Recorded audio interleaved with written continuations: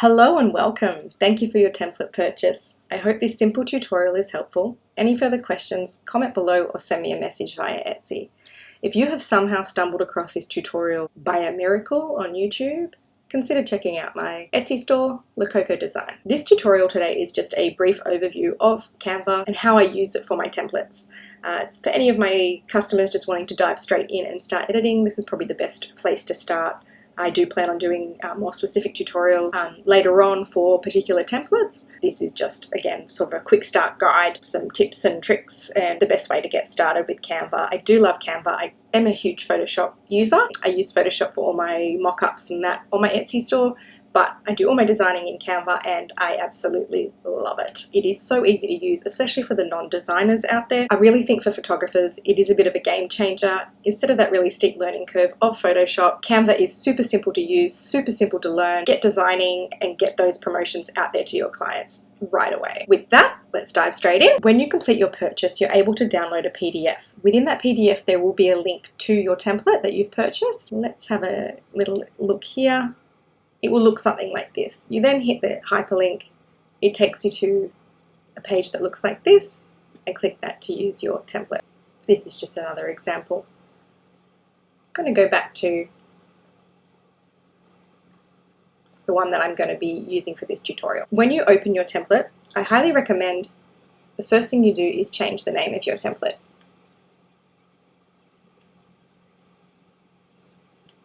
Session guide, and then make a copy.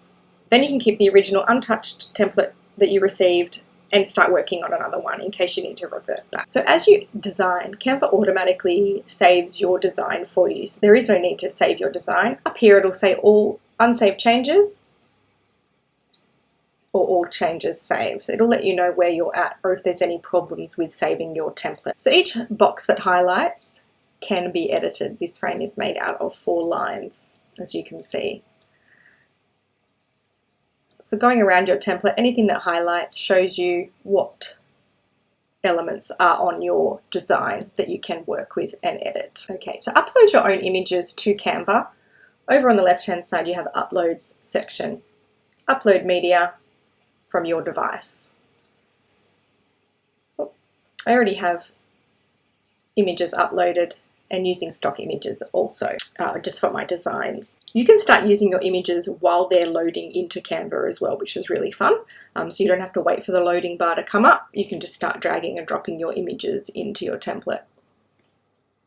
I'm going to drag to the edge of this template. Where there's sometimes where there's a frame, the image has trouble grabbing on, so you go to the edge and the image just grabs into the background here. If for some reason it doesn't grab, you can just click on the image, right click, replace background, and it will fill the background with your image. That's if it's a full page image that you're doing. So similar to Photoshop, Canva works sort of in layers. So putting this over there, this layer is on top because I was able to grab it. If it was behind, I wouldn't be able to grab it because this one would be in the way. I do wish, and I hope it's in the future, that Canva had a menu bar that showed the layers, similar to Photoshop. Just going to scroll down for the next bit. So you can highlight, drag your mouse across and highlight multiple layers. So with this heading here, there's multiple layers in the frame and the 2 different text boxes. So that frame is actually in front. And I can click and it's actually grouped together. Hang on, I'll show you that. So this frame is multiple and they ungroup it and they become individual lines for the frame. If I highlight everything here, I can actually group it all of it together. So it moves around the page together. I can then, once I've got it into the position I want, I can use the pink guides that come up, or I can go position and center. It is centered now. I can then lock it in place with this little padlock over here. So then it can't move and I can't move it around accidentally. Control Z for accidentally moving that one around. Highlight these ones, I can lock them into place. I can unlock them. I can group them together so that I can move them around and ungroup. just going to move them up a little bit together to show you this. So this image box here, image boxes can be moved as well. So this one's behind. I'm actually going to change the position and put it forward so it's in front of these texts here, just to show you the layers as well. So that's in front of the text box now. You can change the size of your frame. So say you want to add some more items into the menu here, you can move your image down, and to adjust your image that's in the frame, double click and move the image around. You can then use these corners to drag and resize. It's such a cute photo actually. Oh, that's moving the frame. Here we go. Move that frame down again so you can see all the text. Just going to scroll down. So here we have an image with a frame around it. This is actually a box. So if I move the image away, you can see the box element. You can find these over in Elements and Shapes. You can click on that to add shapes and change the colors of it. Just going to delete that one. So to create the frame, I pop that behind there. If I wish to stick them together, I can drag my mouse across both of the elements, group them together so they can move around together there. If for some reason I wanted to put this behind the text, so it's forward now, I can go to the back, put it behind the text, and then I can lock it into place. This is a really terrible example, but it shows you how to use it. And then I can, without highlighting these behind, I can highlight the text and change the text to white so that it can be seen. I'm just going to go and use the arrow up here to undo that. Also up here in this menu we have the transparency. So you can change the transparency of an image or a box here. So if you wanted to have that a little bit more transparent for the image, depending on the image behind, you can change the transparency of the box there.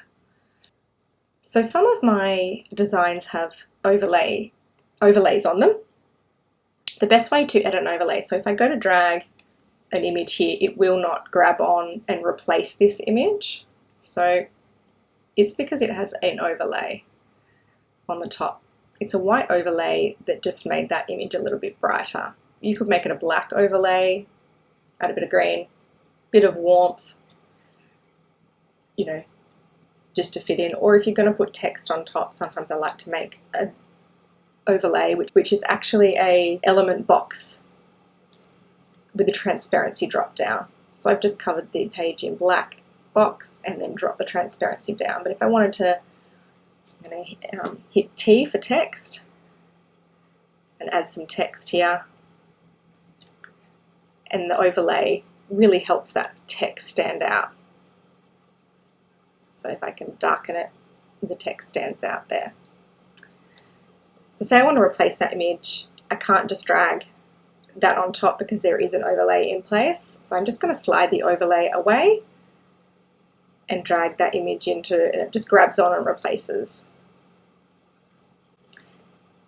If you want, you can undo that change, but you cannot delete the image. Hit delete and get the original image back. It'll delete the frame. So undoing is the best way if you want that original image back. Change the transparency down, just want it a little bit brighter. A lot of my designs do have overlay layers, so I think that's a really handy tip. I do mention in the instructions that there is an overlay layer, but it's nice to know that there's an overlay layer. I'm just going to scroll back up here to some text. So when you highlight a text box, your text menu comes up here. You can change the font. You can make it all capitals, underline, so the usual sort of font box. If you wish to change the size of it, you can tap on this here or drag the corners to resize any text that you want to resize. If you then want to recenter, it's position centered. I like to use the spacing for lettering and lines It's just a really good way to make your text fit the design really well. So this one's spaced a little bit further apart. And it can change the whole look. If you bring it together or stretch it out, it can change the look of a design. With your fonts, you can actually add your own fonts. So down the bottom on the left here, you can upload your own font.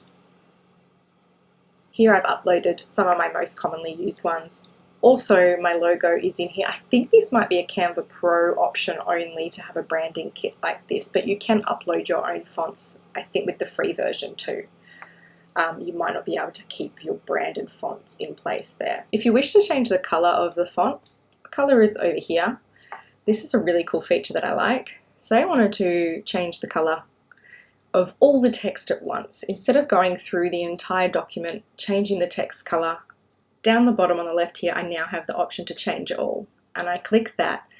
And sometimes I wish it would just change that one page I was on, but it doesn't. It changes the color of the entire document. And that is handy if you have a lot of text in your document and you want to change it all at once. So it has changed all the text through the entire document. If you wish to copy some text, you can do Command C, Command V, like usual, copy, paste, delete, or you can just hit Option and drag. It'll make a copy. So Option, drag, makes a copy for you as well. If you're doing a PDF for your clients and you want to add in some hyperlinks with your website, just put my one in here. I'm going to make that a little bit bigger and white so it can be seen. So you just need to highlight the box. Up here on the right, you've got link.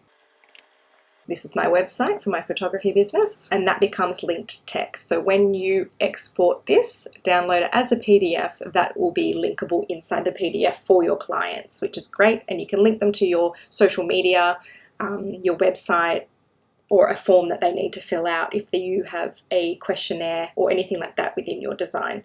If you're just exporting as a PNG or a JPEG, it won't work for the links if you're just doing like a social media template. So lastly, to download your design, click here, download.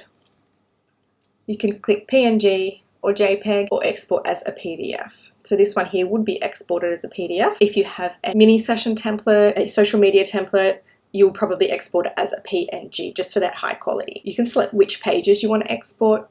Something I forgot to mention is changing your template to a grid view is really helpful for selecting a particular page. Instead of having to go, okay, where'd that page go that I was looking for?